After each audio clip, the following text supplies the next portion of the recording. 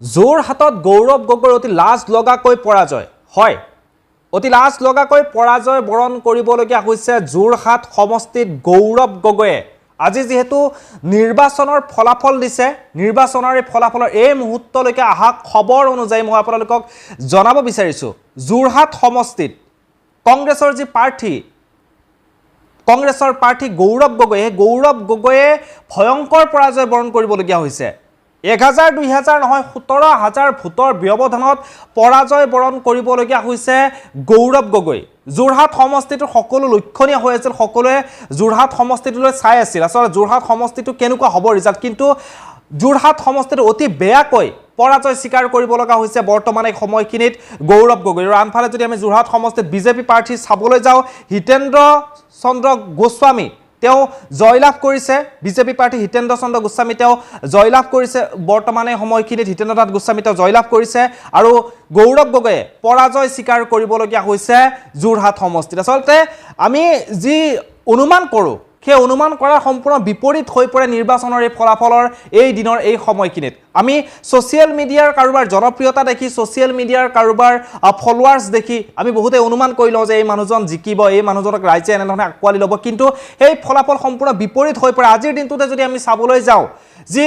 central গুৱাহাটীৰ যি প্ৰাৰ্থী আছিল বিজেপি প্ৰাৰ্থী হল আপোনাৰ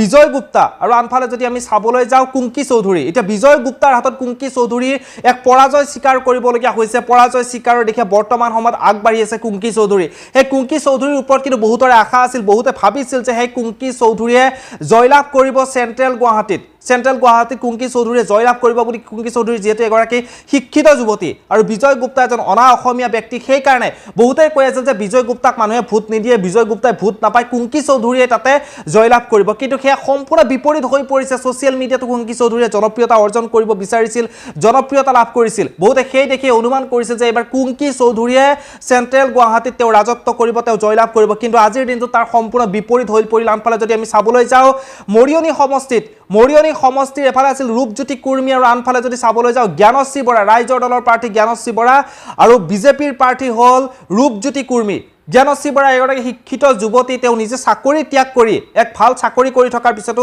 এই চাকৰি ত্যাগ কৰি তেওঁ ৰাজনীতিত যোগ দিছিল ৰাজনীতিত তেওঁ খোজ পেলাইছিল কিন্তু আজি দেখা পোৱা গ'ল আচলতে সেই জ্ঞানশ্ৰী বৰাক মানুহে যি ধৰণে দেখুৱাইছিল যি ধৰণে তেওঁক আকোৱালি লৈছিল ইলেকশ্যনৰ নিৰ্বাচনৰ ভোট দিয়া সময়ত কিন্তু সম্পূৰ্ণ উলুটা কৰিলে মুখেৰে তাক বহুতে ভাল পোৱা বুলি কৈছিল কিন্তু ভোট দিয়াৰ সেই সময়খিনিত কিন্তু সম্পূৰ্ণ উলুটা হৈ পৰিল আজি সেই ৰূপজ্যোতি কুৰ্মীৰ হাতত লাহে লাহে পৰাজয় স্বীকাৰ কৰিবলগীয়া হৈ আছে বুলি ক'ব লাগিব জ্ঞানশ্ৰী বৰা